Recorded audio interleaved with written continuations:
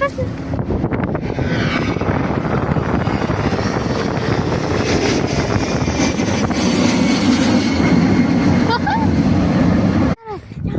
United 737 MAX 8 que va para Houston.